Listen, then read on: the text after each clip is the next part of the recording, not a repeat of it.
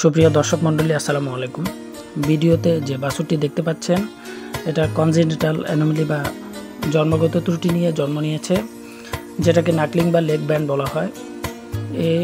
এই সমস্ত ক্ষেত্রে কিছু কিছু বাছুরের ক্ষেত্রে দেখা যায় যে সামনের পায়ের নিচের অংশগুলো বাঁকা থাকে অথবা পেছনের পাও বাঁকা থাকতে পারে, তবে ম্যাক্সিমাম ক্ষেত্রে সামনের পাগুলো বাঁকা থাকে।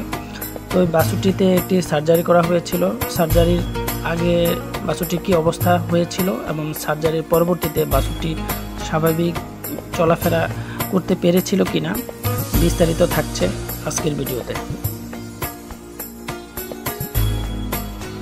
প্রতিটি সার্জারির পূর্বে কিছু প্রিপারেশন নিতে হয়। ইনসেটে আমাদের সার্জারি ইনস্ট্রুমেন্টগুলো দেখতে পাচ্ছেন।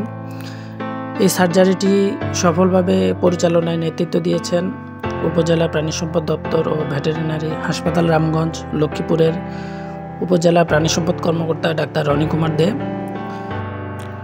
ডেয়ারি খামারের সাথে যারা ওতপ্রোতভাবে জড়িয়ে আছেন তারা এই সমস্যাটি যে কোনো সময় ফেস করতে পারেন। তো এমন সমস্যা ফেস করার সাথে সাথে আপনাদের পাশে অবস্থিত উপজেলা প্রাণী সম্পদ দপ্তর ও ভেটেরিনারি হাসপাতালে যোগাযোগ করবেন।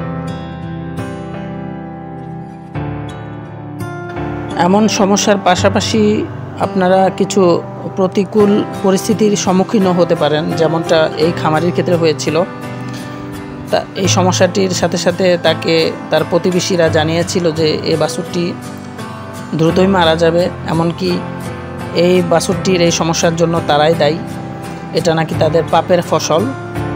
তো এই খামারিটি খুবই হতাশাগ্রস্ত হয়ে পড়েছিলেন। পরবর্তীতে আমাদের সাথে যোগাযোগ করা হলে আমরা তাকে সম্পূর্ণরূপে আশ্বস্ত করি যে এই রোগটি সম্পূর্ণরূপে নিরাময়যোগ্য। এই অপারেশনটি পরিচালনা করার সময় আমাদেরকে কিছু পলিসি মেনটেন করতে হয়েছে, যেমন আমাদেরকে কিছু পিএসপি পাইপ সংগ্রহ করতে হয়েছে। এরপরে বাছুরটির যে অংশে সার্জারি করা হবে সেখানে অ্যানাস্থেসিয়া অ্যাপ্লাই করতে হয়েছে। অ্যানাস্থেসিয়া অ্যাপ্লাই করে এর যে অংশের কারণে যার কারণেই আসলে পায়ের নিচের অংশ ব্যান্ড হয়ে যেত, সেখানের একটি টেন্ডন কেটে ফেলে সেখানে সার্জারি করে সেখানে ড্রেসিং করার পরে পিএসপি পাইপের ভেতরে তুলো এবং গজ দিয়ে মুড়িয়ে সেটা ভালো করে দু পায়ে ভালো করে টাইট করে একটি প্লাস্টিকের দড়ি দিয়ে বেঁধে সেটার উপরে আবার প্লাস্টার ব্যান্ডেজ করা হয়েছে। ভিডিওতে আপনারা দেখতে পাচ্ছেন প্লাস্টার ব্যান্ডেজ করার মুহূর্তটি। তো আমাদের অপারেশনটি আলহামদুলিল্লাহ মোটামুটি সম্পন্ন হয়েছে। এই প্লাস্টার ব্যান্ডেজের উপরেই কিন্তু বাছুরটি ভর করে কয়েকদিন মুভমেন্ট করবে। এটা প্রায় 10 থেকে 15 দিন পরে আমরা এই প্লাস্টার ব্যান্ডেজটি খুলে ফেলব। আলহামদুলিল্লাহ সার্জারির পরে বাছুরটি একেবারে নর্মাল বাছুরের মতোই সুস্থ বাছুরের ন্যায় স্বাভাবিকভাবে মুভমেন্ট করতে পারতেছে, আপনারা দেখতে পাচ্ছেন।